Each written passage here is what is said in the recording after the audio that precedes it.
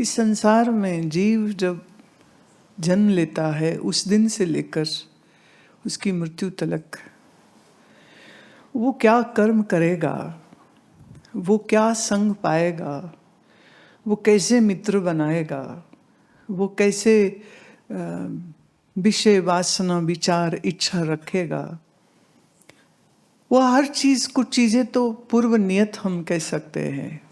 पूर्व नियत जिसको मैं बोलती हूँ तो वो भी जो आदतें, जो स्वभाव मनुष्य का पूर्व जन्म में रहा होता है उसी की कंटिन्यूटी फिर इस जन्म में हो जाती है। शरीर बदलता है, मन तो बदलता नहीं।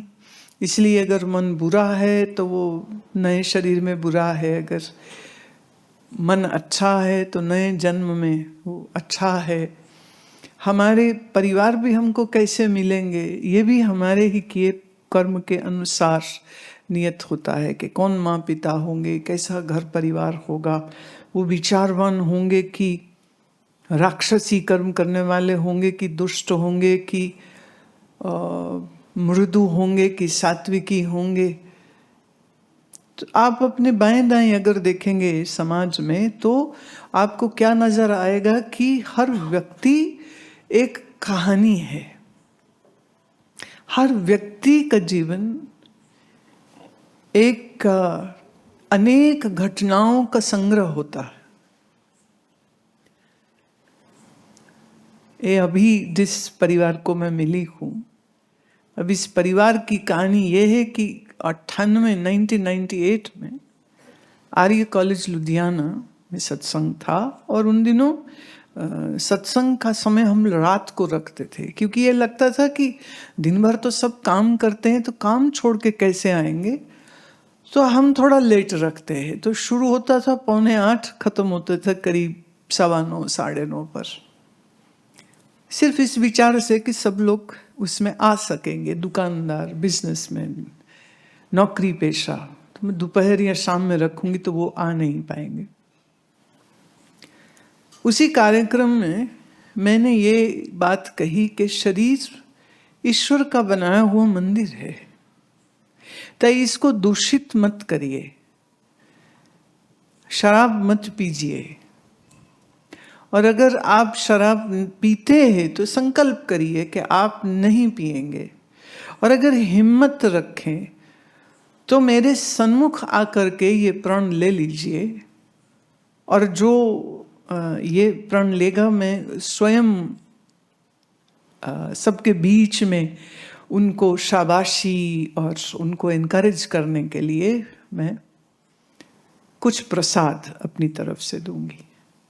अब आप सोचिए कि जिसमें बहुत बड़ी संख्या में लोग आए हैं, हजारों लोग बैठे, उन सबके सामने खड़ा होकर के समाज के सामने आना अपने आप में बड़ी हिम्मत की बात है। और उसमें बहुत से लोग जो है वो आए, और उनमें कुछ पंजाब पुलिस में जो काम करते थे, कोई एसएचओ है, कोई कांस्टेबल है, कोई एसआई है, वो भी उठ के आए। तो वो व्यक्ति जब ये संकल्प किए कि आज से इस जीवन को बदलेंगे, तो वो एक क्षण में जो संकल्प किया उस संकल्प के अनुसार उन्होंने अपने जीवन को जिया। और पीते थे, मांस खाते थे, और उस दिन उन्होंने संकल्प किया कि आज से सब बंद। और ये नहीं कि कोई हफ्ता 10-20 दिन उनको लगे सोचने, और फिर ना इधर संकल्प किया और इधर छोड़ गया। अपने सार्वजनिक कार्यक्रमों में मेरा ये एक चीज हमेशा मैं कराया करती थी कि शराब और सात्विकी जीवन जीने के लिए प्रेरणा देने के लिए लोगों को कहती थी कि तुम मेरे सामने आकर के संकल्प करोगे ना, तो तुम्हारे संकल्प में हमारे आशीर्वाद का बल भी रहेगा। तो ये जो व्यक्ति था इसने संकल्प किया और फिर जीवन अच्छा हो गया। अभी वही उसकी पत्नी कह रही थी कि मेरा घर उस दिन के बाद से स्वर्ग हो गया। मांस शराब सब गया। अब मांस शराब गया तो शराब के बाद जो बदतमीजी पीने वाले में आ जाती वो भी गई, लड़ाई झगड़े गए, घर का माहौल अच्छा हुआ।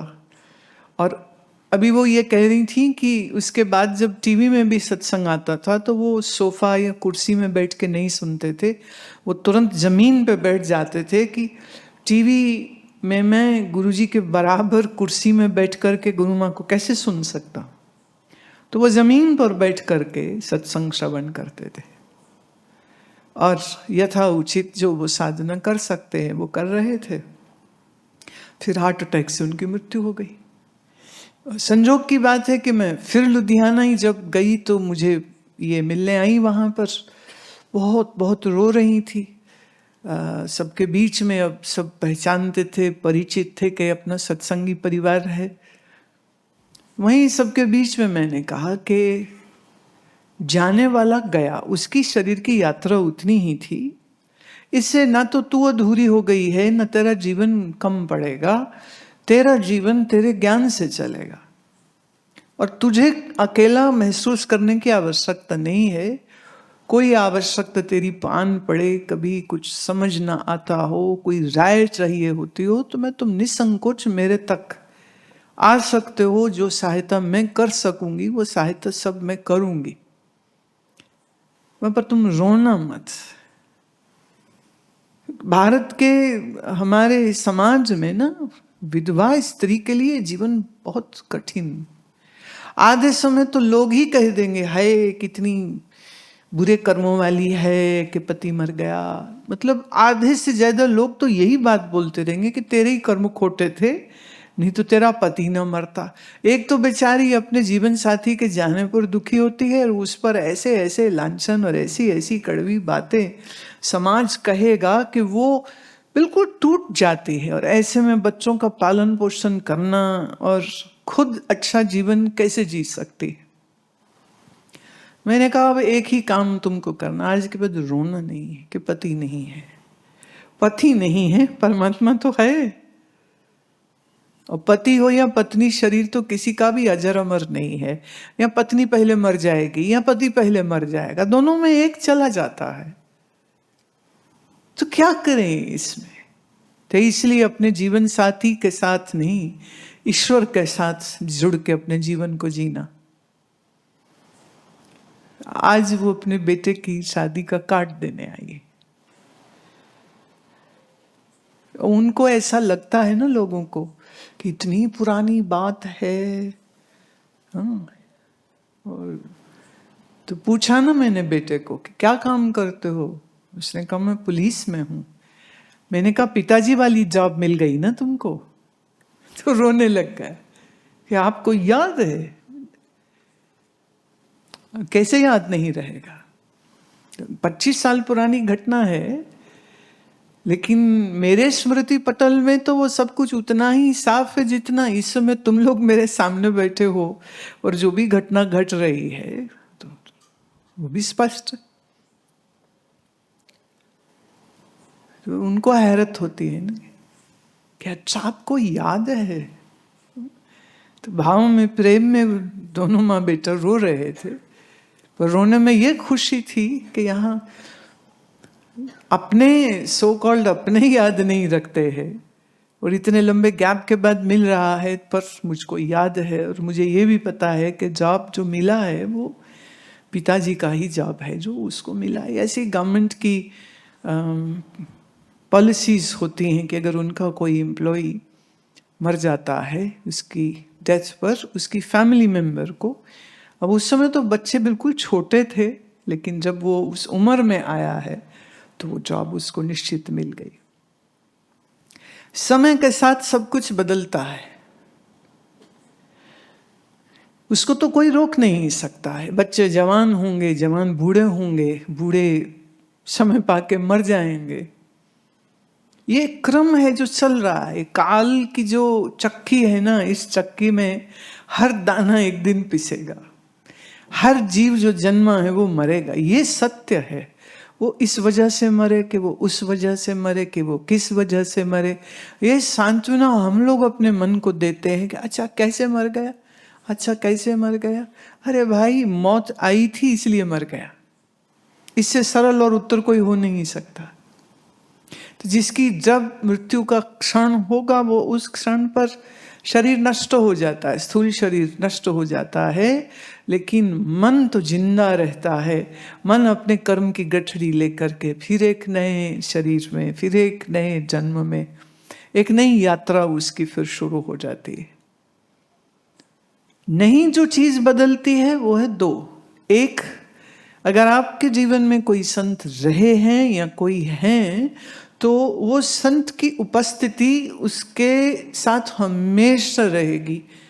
ये भी संभव है कि जैसे एक संसारी का शरीर अगर मरण धर्म है, तो साधु संत महात्मा का शरीर भी तो मरण धर्म है। ये हो सकता है कि जिस संत को तुम मिलोगे और फिर जब शरीर तुम्हारा बदल जाएगा तो वही संत तुमको फिर से मिल जाए, ये थोड़ा मुश्किल है।